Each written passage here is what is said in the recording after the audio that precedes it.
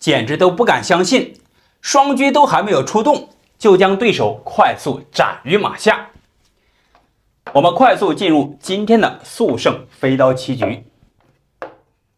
当前这个局面呢，前面我们讲了很多，红方有车2进6，进车前内压制，兵7进1，快速火通马路，也有快速上马以及炮8平7，形成武器炮的先手。那么在这里，红方本局改变策略，车2进4，巡河车，相对而言走的是比较稳妥，比较保守。巡河车的好处，将来可左车右调，形成子力汇合，当然也是能够接应后方子力往前输送。黑方如何应对呢？采取巡河炮，红方冲兵，黑方上马，红方也上马，双方是左右均衡出动。接下来黑方上马打车，就看红方到底是车2平4还是车2平6，巧妙利用巡河炮形成十字炮的阵势。那么在这里当前局面呢，我们分析一下双方的阵型。红方当头炮主要进攻思路集中火力从中路正面进攻，那它致命的缺陷就是37路底下无法连接，后手平方马如何反击呢？这就是抓住它阵型上的缺陷，将来有炮8平7还有炮2平7双炮集结攻击它的3路线，双炮瞄准的话势必会形成双杯陷阱的进攻手段。好，那么在这里我们是一个潜在的分析，红方采取车2平4，之所以没走这一步棋呢，第一是让出马位，第二是防止将来黑方从3路线进行进攻的时候，它好折返回来形成一定的防守。黑方飞象提前加固中防，也是防止红方进车前来骚扰。红方选择跳马，可能也就是这步棋大家会认为红方是不是走漏了呢？黑方有进炮来一个丝线牵牛，那么实际上棋局在这里红方是步步设防，黑方是层层突破。我们稍作演绎，首先呢是跟你来一个牵制，接下来目的是要快速启动子力对车马形成威胁，但是红方有手段，先手让炮，目的是准备快速出车，咱们充足的话就形成小小的威胁。红方飞象，黑方撑势，再度加固中防，这步棋呢也是以静制动，提前补后中路，为将来快速攻杀做一个有力的保障。红方出车先手捉炮，黑方平车保住。目前来说，红方是铜墙铁壁，你还是没有办法攻破它。那么走到这里，接下来红方过于急躁，采取劲爆打掉中卒，目的很明确，引诱黑方上马一吃，他再上马一蹬的话，我们稍作变化，当红方上马一吃的话，那现在你要不要打车呢？你打的话，他进车吃掉你的车的话，不仅抢夺一个先手，而且是车马已经攻破黑方的底线，局势对红方来说还是稍加有利。那么在这里，黑方这步棋尤为关键，我们需要冷静思考一下，大家也不妨来看看，换作是你的话，这个中炮咱们如何应对呢？此时一招回马，可谓是退一步海阔天空。抓红方这个炮的话，它现在就显得尤为尴尬了。比如说退一步的话，咱们可进炮强行给你对子，你打掉的话，帮助黑方快速出车。当然将来还有马7进5的话，踩马踩车势必得子。所以呢，在这里红方并没有选择退炮，而是平炮压马。那这步棋想压也压不住，强龙按不住地头蛇在黑方的阵营上面，你怎么可能压得住呢？上马踩车，红方只好避让，黑方上马吃掉。吃完之后，这里红方还得要小心了，因为黑方下一步棋的话，上马前踩车，后方还有一个炮打车。所谓赶紧退，敌退我进。这里再度巧妙设计阵型。那么接下来黑方有充足吃兵的话，引诱红方飞一个高向，红方先手吃掉。那也就是这步棋的黑方采取快速飞刀出鞘。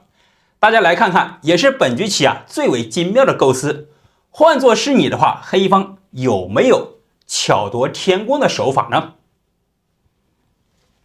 一招上马打车，立刻锁定胜局。我们来看，先手打车的话，如果红方弃车砍马的话，咱们平炮中路一将军，很明显就把这个车给抽了。当然红方可充足吃掉的话，但是这里会形成一车换二，将来黑方上马，包括前方子力的话，也是能够快速形成进攻。显然开局丢车的话，得不偿失。好，我们稍作返回。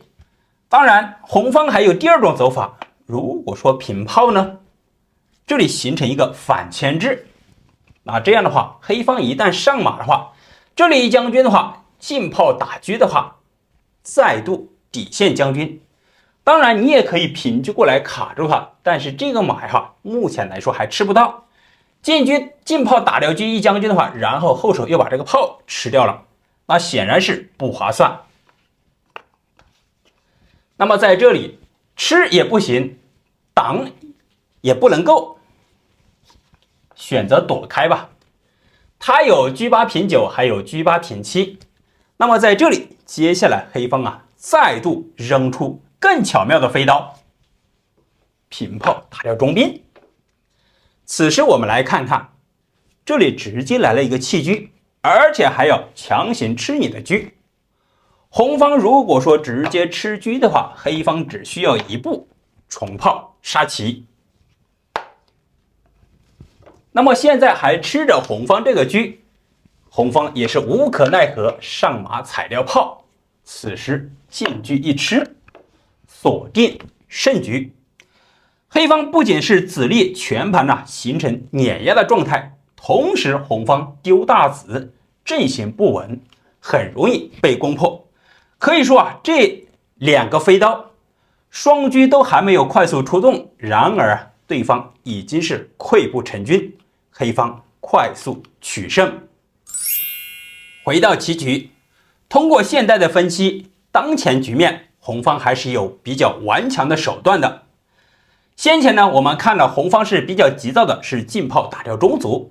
那么现在棋局给出的比较稳妥的走法，就是马回窝心，将来侧翼上马的话，摆脱车马受牵的局面。我们稍作演绎，往下发展一下。黑方跳马踩掉兵，红方跳出窝心马，这里是逼迫黑方做出抉择。比如说他进退炮的话，那很明显车马摆脱牵制，直接中路攻破。那么当然黑方比较好的走法呢，就是平炮打掉马，先手交换。红方进车一吃，黑方回马吃掉车，此时上马踩掉炮。那么走到这个局面呢，黑方还不能掉以轻心，因为红方双炮车马子力已经是形成了中路，而且在巡河线一带可攻可守。反观黑方的子力，目前来说车炮还没有快速形成阵势。那么在这里我们很容易走出进炮的走法。实际上这里感觉是车马炮3子将来有进攻的优势，但是是不成立的。我们比如说红方进炮打掉中卒的话，抢先控制中路。那现在的话，你车马炮如果说平炮的话，想要将来下底车的话，红方退下，当你车赶到的时候，它可以飞向加固中路。当然现在如果说跳马的话，咱们还有跳马回来防守，也可以平炮过来挡住马腿。当然最为关键的就是红方这个内道车随时可以调转枪头回来进行防守。所以说当前这个局面呢，如果说黑方直接下底炮的话，胜算还很难说。好，我们返回来，在这里对黑方最大威胁的就是红方这个当头炮。所以说，当务之急务必是上马踩掉这个当头炮，先解决掉最为凶狠的后顾之忧。如此呢，继续往下发展的话，双方啊还足以抗衡，势均力敌，这个战线还会拉长。好了，朋友们，今天这一局棋啊，将为大家展现了非常精妙的马炮飞刀功夫，不知道大家觉得如何呢？欢迎在评论区进行交流，非常感谢各位朋友们。